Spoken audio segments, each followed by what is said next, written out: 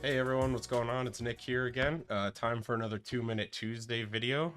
This week, what I wanted to share with you guys is kind of on the same theme as last week of navigating Zookeeper, being a little more efficient, and ways to kind of help you, one, stay organized and be a bit quicker, especially when you're doing things like look development with your layers. Maybe you're trying some things out and you want to save yourself a couple clicks, a couple keystrokes here and there. I've got a pretty cool tip for you, so we can just go ahead and dive right on in. But the first thing I want to show you is a bit of an organizational tip. And these custom pin boards here, if you didn't know, can be dragged around, reorganized. But more importantly, if you're like me and have ever fallen asleep at the desk when you're doing your work, you might have noticed this little pop-up. But you can actually shift click and drag or control click and drag to either make a copy of these layouts or actually swap these layouts around. So if you want to stay organized, keep your views nice and tidy, you can go ahead and do that. Coming into the mixes page here, I just want to show you real quick my output so that it maybe makes a little more sense to you. But if I were doing something with my mix one, and maybe I was look deving, and this was the sort of landing look that I'm going to be at. Maybe we're doing a corporate show, and I really like this. I don't want to clear these layers. I want to be able to kind of punt in and out of this, but I want to build something on top of it. So maybe I fade these down, and on layer 2 here, I'm going to look for a cool piece of content. I'm going to come in. I know that this Bank 9 is really awesome stuff. I can use it pretty much everywhere. And let's say I land on this clip, and I really like this clip. Maybe I need to add some color to it. I'm not sure, right? We're just kind of messing around here, and I say, no, that's not it.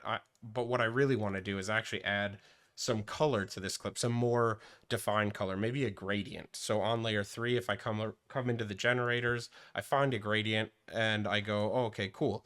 I've set this up the way that I like it. This is really awesome. But what happened to my spheres, right? Well, I can mess around with the blending modes, find something that might work, but this isn't it for me. I literally just want those spheres colored the same way as my gradient.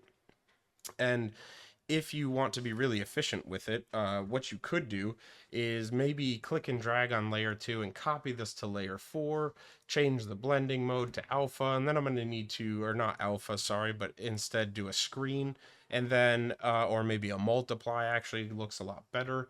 But then I have this extra layer, layer 2, that I then need to click and reset. And you can see how I've already added a bunch of like extra work to myself to make this happen. So if I kind of undo that action a little bit, what I can actually do is control click from layer 3 onto layer 2. And you'll notice that those layers have swapped their ordering. So it's very much like working in a console where you're copying one layer, add another layer. I personally use it all the time, again, to do things like this look dev. I can't tell you how many times I've gone to set up this exact look, you know, some sort of track map piece of content on top of a gradient or a color generator, and I forgot to put them in the correct order, and then I go, oh crap, maybe I have to record a preset, recall it on another layer, and reset. No longer do you have to do that. You can just use the control click shortcut to kind of bounce around your layer structure a lot quicker and get closer to your desired result. So anyway, that was a quick tip. Hopefully you guys learned something. If you did, if you like these videos, make sure to like and subscribe. We'll be blasting out new videos every Tuesday, so come along, check it out. And hopefully we can teach you something new and fun and save you a few minutes on site. But anyway, thanks for watching. We'll see you next week.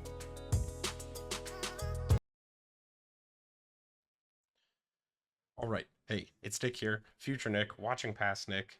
Play back the video just recorded, and yes, I found out that I had clicked on a clip without alpha, promptly set it to alpha mode, and then watched the content flicker all over the place. Surprise, I'm running non-release software. I've been testing things all day, making these videos to hopefully help you guys and show you some cool things, and also hopefully help reduce the amount of support calls we get. I know we'll have probably more informative ones in the future coming that will help more on that front.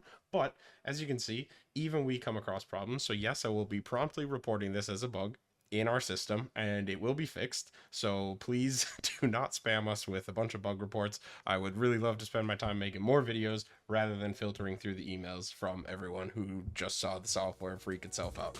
Anyway, see you guys next week. Bye.